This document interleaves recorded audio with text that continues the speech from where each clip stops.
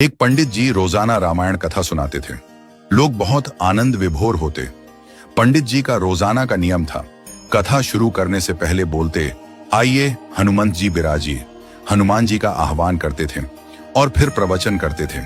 एक वकील साहब हर रोज कथा सुनने आते। वकील होने के कारण उनके भक्ति भाव पर एक दिन तर्कशीलता हावी हो गई।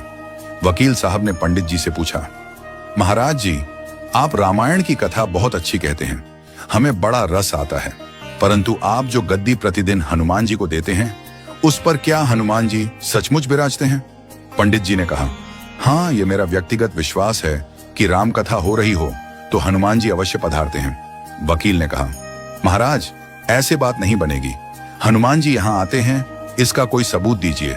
आपको साबित करके दिखाना चाहिए कि हनुमान जी आपकी कथा सुनने आते हैं। महाराज जी ने बहुत समझाया कि भैया, आस्था को किसी सबूत की कसौटी पर नहीं कसना चाहिए, लेकिन वकील नहीं माना। हारकर पंडित जी महाराज ने कहा, हनुमान जी हैं या नहीं, उसका सबूत कल दिलाऊंगा। जिस गद्दी पर मैं हनुमान जी को विराजित होने को कहता हूं, आप उस गद्दी को आज अपने घर ले जाना। कल अपने साथ उस गद्दी को लेकर आना और फिर मैं कल गद्दी यहां रखूंगा। मैं कथा से पहले हनुमान जी को बुलाऊंगा, फिर आप गद्दी ऊंची उठाना। यदि आपने गद्दी ऊंची कर दी तो समझना कि हनुमान जी नहीं है।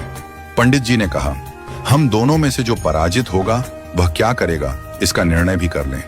यह तो सत्य की परीक्षा है। वकील ने कहा, मैं गद्दी ऊंची ना कर सका तो वकालत छोड़कर आपसे दीक्षा ले लूंगा। आप पराजित हो गए तो क्या करोगे? पंडित जी ने कहा, मैं कथा वाचन छोड़कर आपके ऑफिस का चपरासी बन जाऊंगा। अगले दिन कथा पंडाल में भारी भीड़ हुई। जो लोग रोजाना कथा सुनने नहीं आते थे, वे भी भक्ति, प्रेम और विश्वास की परीक्षा देखने आए। काफी भीड़ हो गई, पंडाल भर गया। श्रद्धा और विश्वास का प्रश्न जो था, पंडित जी और वकील साहब कथा पंडाल में पधारे। गद्दी रखी गई। पंडित जी ने सजल नेत्रों से मंगलाचरण किया और फिर बोले, आइए हनुमंत जी विराजिए। ऐसा बोलते ही पंडित जी के नेत्र सजल हो उठे। मन ही मन पंडित जी बोले, प्रभु, आज मेरा प्रश्न नहीं बल्कि रघुकुल रीति की परंपरा का सवाल है।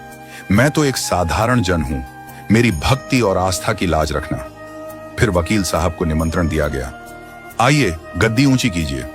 लोगों की आंखें जम गईं। वकील साहब खड़े हुए। उन्होंने गद्दी उठाने के लिए हाथ बढ़ाया, पर गद्दी को स्पर्श भी न कर सके। जो भी कारण रहा, उन्होंने 3 बार हाथ बढ़ाया, किंतु तीनों बार असफल रहे। पंडित जी देख रहे थे। गद्दी को पकड़ना तो दूर, वकील साहब गद्दी को छू भी न सके। तीनों बार वकील साहब पसीने से तरबतर हो गए। वकील साहब पंडित जी महाराज के चरणों में गिर पड़े और बोले, महाराज, गद्दी उठाना तो दूर, मुझे नहीं मालूम कि क्यों मेरा हाथ भी गद्दी तक नहीं पहुंच पा रहा है। मैं अपनी हार स्वीकार करता हूं। कहते हैं कि श्रद्धा और भक्ति के साथ की गई आराधना में बहुत शक्ति होती है। मानो तो देव, नहीं तो पत्थर।